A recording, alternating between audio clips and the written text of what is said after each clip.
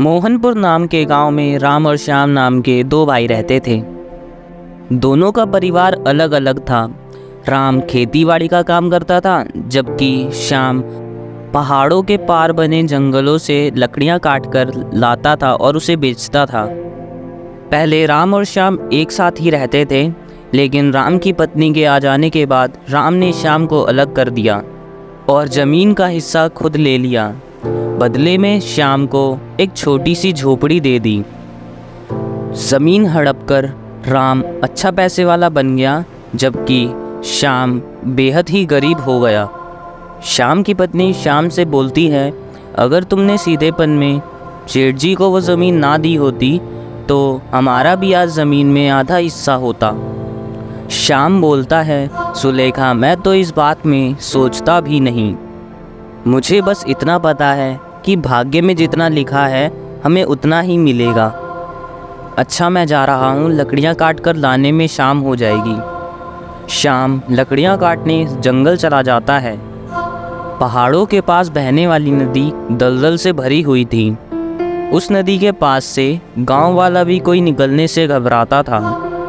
श्याम भी जब लकड़ियाँ काटने के लिए निकलता तो उस रास्ते की बजाय दूसरे रास्ते से जाता। नदी का रास्ता दलदल से भरा हुआ था, इसीलिए सभी वहाँ से जाने से डरते थे।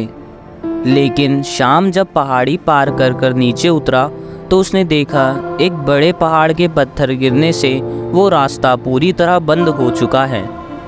श्याम ये देखकर कहता है, अब क्या करूं?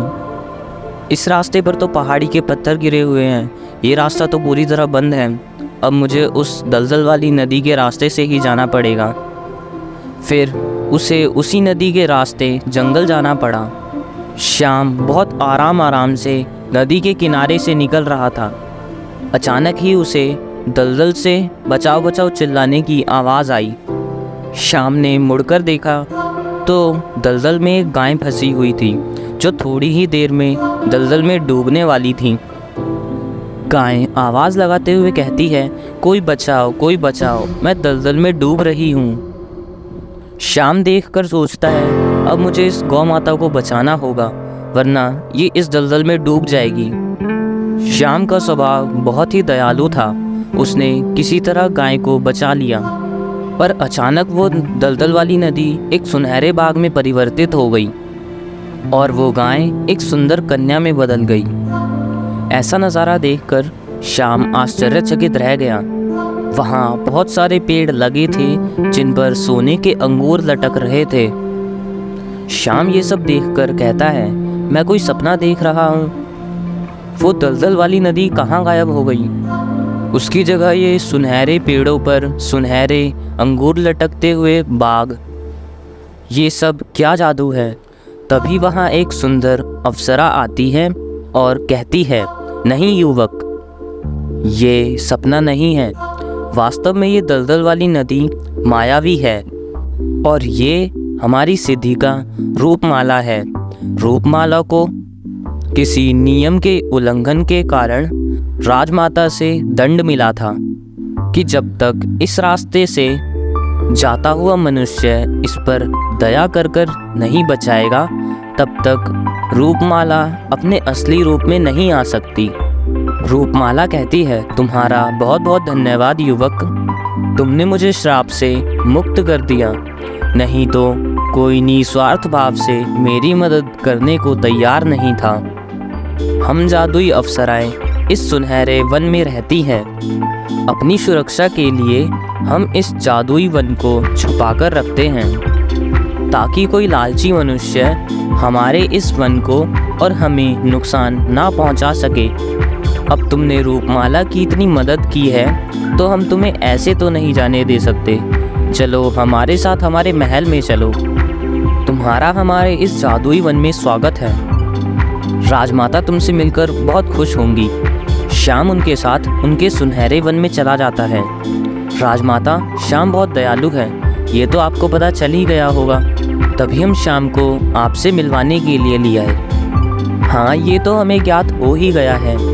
रूपमाला को हमने क्रोध में आकर दंड दे दिया, लेकिन हमें चिंता थी कि कौन निस्वार्थी मनुष्य उसकी मदद करेगा।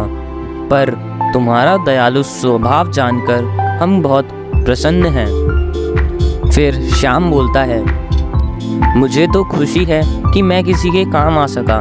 मैंने तो अपनी पूरी ज़िंदगी में कभी ऐसा नज़ारा नहीं देखा और ना ही ऐसे बढ़िया पकवान खाए थे। वास्तव में ये पकवान बहुत ही स्वादिष्ट थे। अब मुझे आज्ञा दीजिए, मेरी पत्नी मेरा घर पर इंतज़ार कर रही होगी। मुझे जंगल से लकड़ियाँ काटते हुए जाना है, वैसे भी रात गिर आई है। फिर ये सुनकर राजमाता बोलती हैं, हम तुम्हें खाली हाथ नहीं जाने देंगे। अब तुम्हें लकड़ियाँ काटने की कोई ज़रूरत नहीं है। ये लो, ये हमारे सुनहरे बाग के सुनहरे अंगूर हैं। तुम इन सोने के अंगूरों को बेचकर एक नया व्यवसाय शुरू कर सकते हो, जिससे तुम्हारी सारी गरीबी दूर हो जाएगी। जानमाला, तुम दोनों शाम को बगीचे के बाहर तक छोड़ आओ, जिससे कि शाम को कोई तकलीफ़ ना हो। दोनों अप्सराएं शाम को बाहर तक छोड़ आती हैं। जैसे ही शाम बगीचे के बाहर आता है, वह सुनहरा बाग वापस से दलदल वाली नदी बन जाती है। इसके पश्चात श्याम घर आता है और अपनी पत्नी को सारी बात बताता है। सुलेखा भी सोने के अंगूर देखकर बहुत खुश होती है। अगले दिन श्याम सोने के अंगूर बेचकर बहुत सारा धन ले आता है और उससे राशन की एक दुकान खोल लेता है। अब श्याम की गरीबी बिल्कुल ही दूर हो चुकी थी। श्याम सीधा साधा व्यक्ति अपने भाई राम को सारी सच्चाई बता देता है। राम और राम की पत्नी सोने के अंगूर के लालच में उस दलदल वाली नदी के पास चले जाते हैं। श्याम की पत्नी जाते हुए बोलती है, अजी हम अपनी गाय तो ले जा रहे हैं, जल्दी से इस गाय को दलदल में फेंक देंगे और बोल देंगे कि ये हमारी गाय नहीं है। मैंने जैसा तुम्हें समझाया है वैसा ही करना। राम बोलता है, अरे तुम चिंता मत करो, मैं इस गाय को दलदल में फेंक कर ही मानूंगा और हमें सोने के अंगूर मिल जाएंगे। लालच राम और उसकी पत्नी के सिर के पार हो चुकी थी। वो दोनों उस गाय को दलदल में फेंक देते हैं। गाय बचाने की गुहार लगाने लगती है और दलदल की जादुई शक्ति की वजह से गाय दलदल के बाहर आ जाती है और दोनों पति पत्नी दलदल में फंस जाते हैं। फिर राम की पत्नी बोलती है, अरे यहाँ तो कोई सोने का बाग नहीं है, हम दोनों तो इस दलदल में डूबते ही जा रहे हैं। राम बोलता है, लगता है हमें हमारी लालच का फल मिल गया। हमने उस जानवर को मारना चाहा, उसका फल हमें मिल गया सुमन। अब हमें कोई नहीं बचा सकता, अब हम इस दलदल में डूब जाएंगे। राम और सुमन अपनी लालच का शिकार हो जाते हैं और उस दलदल में डूब जाते हैं।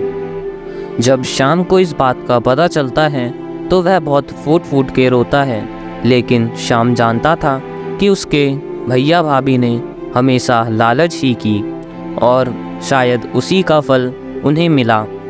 तो दोस्तों, ये कहानी यहीं पर होती है ख़त्म। ऐसी ही और कहानियों के लिए हमारे चैनल को सब्सक्राइब करें और वीडियो को लाइक करना ना भूलें। धन्यवाद।